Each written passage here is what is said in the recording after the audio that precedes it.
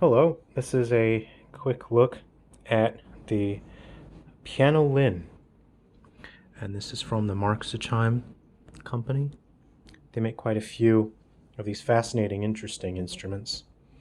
This one is quite unique in that it has a sort of a guide here, a sticker graphic that resembles a piano, so it's actually quite visibly easy for anyone that's even seen a piano.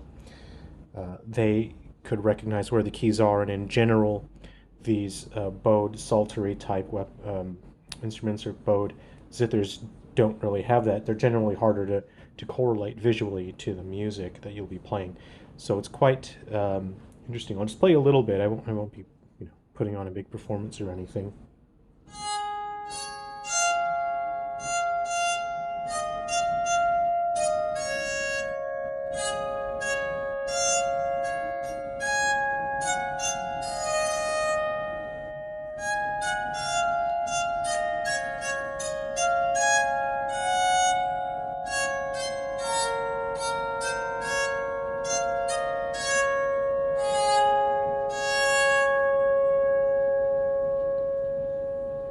Now, what I find quite special and interesting about this pianolin is it has sympathetic resonance and sustain that I've not heard on other similar instruments. Part of the reason that is because these are not individual strings. Actually, one end of the string starts here. It actually comes back, it connects there, and it actually winds around, and then it loops back around. If I can get this to focus, it doesn't seem like it'll focus. But the string starts there, it loops around, and then it comes back up. So it looks like each string, single string, actually connects to at least two of these. I'm having a hard time following it visually with my eyeballs, but it looks like it's just one piece of string, loops down, comes back, and it fills the role of two of these. I find that absolutely fascinating. So it would be extremely difficult to replace the strings on this yourself. Now, I should have put some rosin on the bow. I didn't. It would have a much clearer and more consistent tone if I just rosined it. I didn't do that.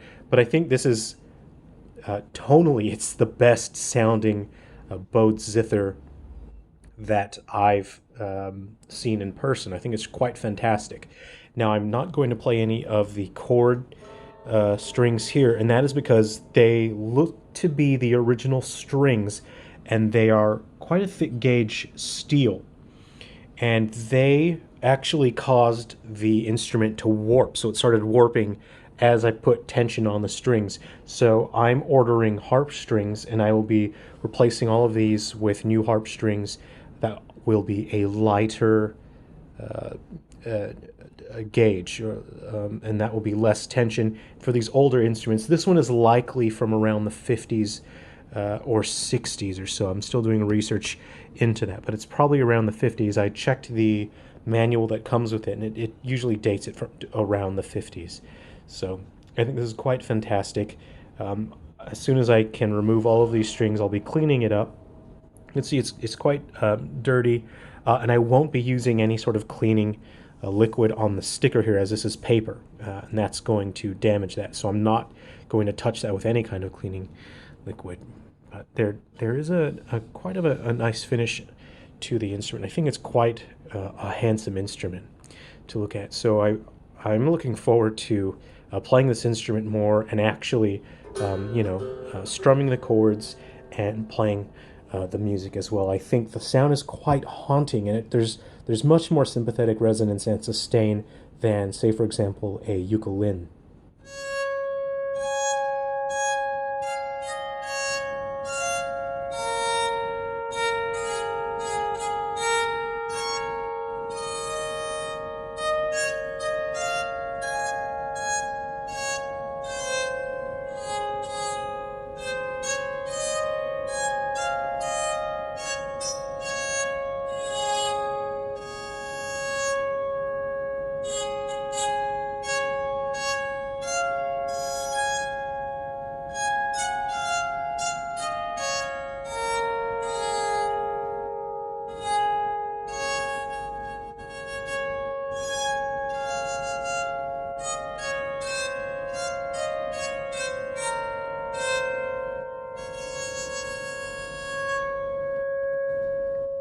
All right.